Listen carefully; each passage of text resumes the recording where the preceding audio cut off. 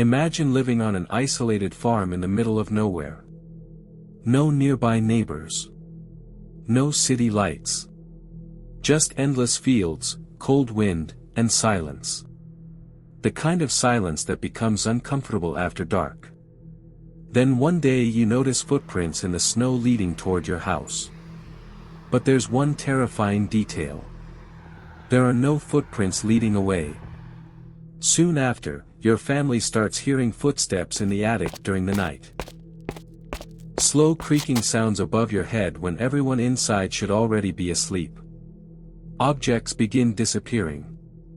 Strange noises echo through the house after dark. And then, one night, everyone on the farm is murdered. But what makes this case truly horrifying is what investigators discovered afterward. Whoever killed them may have stayed inside the house for days, eating their food, feeding the animals, sleeping only rooms away from the bodies. This is the terrifying true story of the Hinterkaifeck Murders, one of the most disturbing unsolved mysteries in history.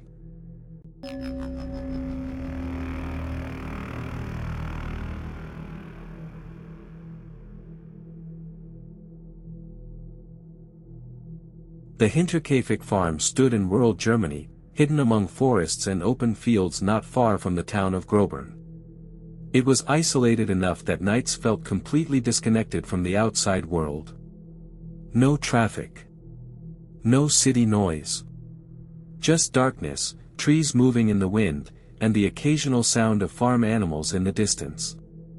The family living there consisted of 6 people. Andreas Gruber, the older head of the household known for being harsh and aggressive. His wife, Cecilia Gruber. Their widowed daughter Victoria Gabriel. Victoria's 2 children, young Cecilia and little Joseph. And finally the family's maid. Life on the farm was difficult, repetitive, and isolated, but outwardly nothing seemed unusual. The family worked long days and mostly kept to themselves. But in the days before the murders, strange events started happening around the property. Andreas discovered unfamiliar footprints in the snow leading from the forest directly toward the farm. At first this might not sound unusual, but when he followed the tracks he noticed something deeply unsettling. The footprints stopped at the house. There were no tracks leading back into the forest. Someone had approached the farm. But apparently never left. Soon after that, the family began hearing noises in the attic during the night. Slow footsteps overhead. Creaking wood after midnight. Sounds moving above them while everyone inside the house lay awake listening. Andreas searched the attic multiple times with a lantern but never found anybody there. Then more strange things started happening. Keys disappeared without explanation. A newspaper nobody recognized suddenly appeared inside the home. Doors were found unlocked. At one point Andreas reportedly discovered signs that someone may have attempted to break into one of the storage buildings. The atmosphere inside the house slowly became tense and uncomfortable. The family's maid eventually became so frightened by the strange events that she quit her job and left the farm entirely. According to reports, she believed the property was haunted. But despite everything happening around them, the Gruber family stayed. They continued sleeping in the same rooms, walking through the same dark hallways, listening to the same footsteps above their heads. Then, on March 31, 1922, a new maid arrived at the farm. It was her first day there. She had no idea what had been happening inside that house. Less than 24 hours later, she would be dead along with everyone else on the property.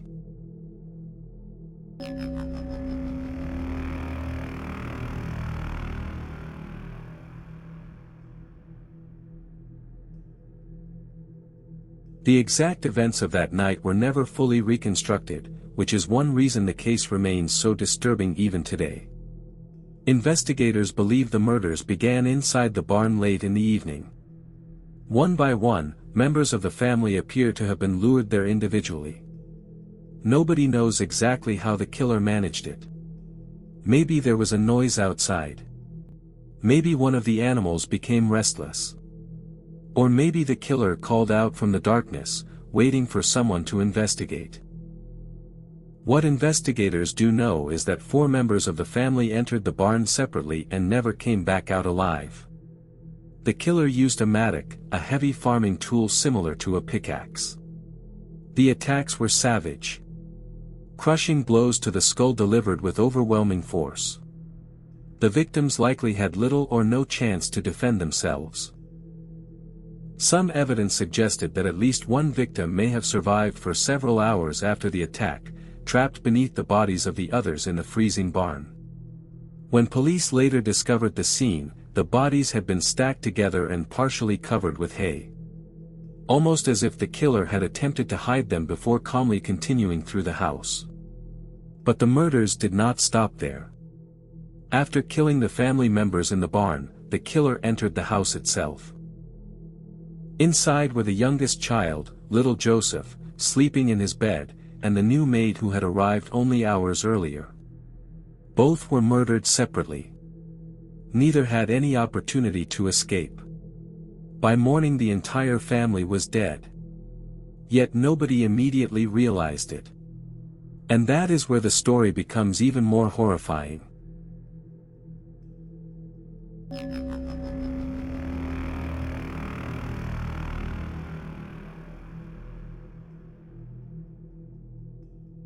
For several days after the murders, the Hinterkaifeck farm did not appear abandoned.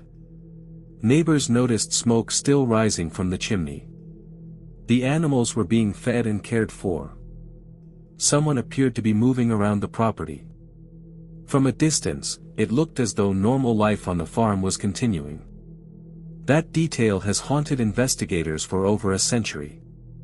Because it strongly suggests the killer never left after the murders. Mail deliveries continued. Bread was reportedly taken into the home. At night lights were sometimes visible from inside the farmhouse.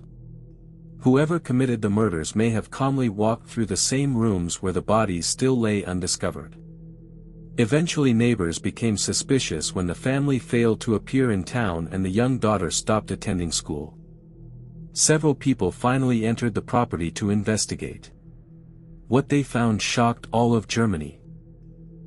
The bodies were discovered exactly where they had fallen days earlier. The smell of death had already begun filling the house and barn. Blood stained the floors and hay. The crime scene was horrific even by modern standards.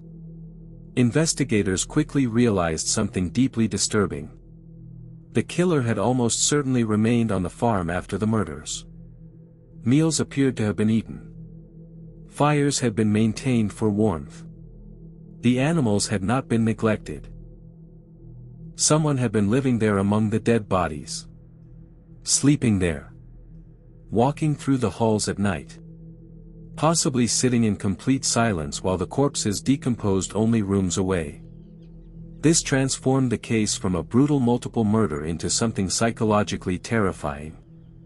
The idea that the killer felt calm enough to remain there for days suggests either incredible confidence or complete detachment from reality. Unfortunately, the investigation itself quickly became chaotic. Before police fully secured the farm, villagers and curious locals walked through the crime scene. Some touched the bodies. Others moved objects around the property. Important evidence may have been destroyed almost immediately. And despite countless interrogations and suspects, investigators never officially solved the case.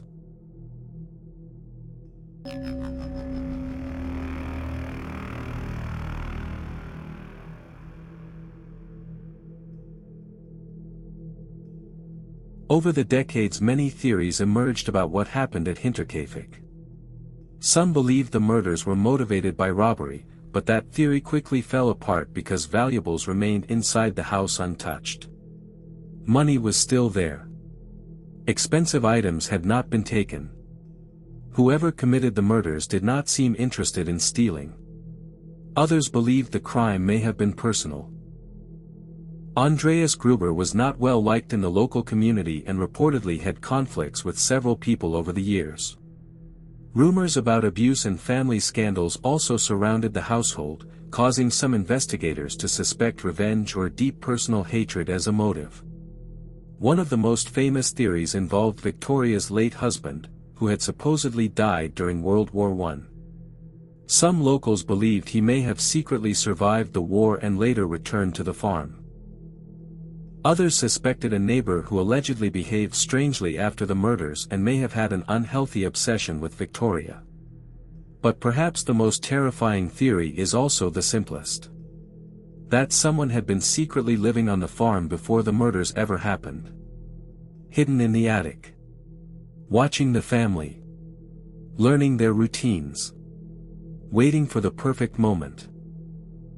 That theory would explain the footsteps above the ceiling, the missing keys, the strange newspaper, and the footprints that led to the house but never away from it. It would mean the family may have unknowingly shared their home with a hidden stranger for days or even weeks before they were murdered. Even now, more than 100 years later, the case remains officially unsolved. The original Hinterkaifeck farm was eventually demolished, but the story never disappeared. Because the mystery is not only about who committed the murders.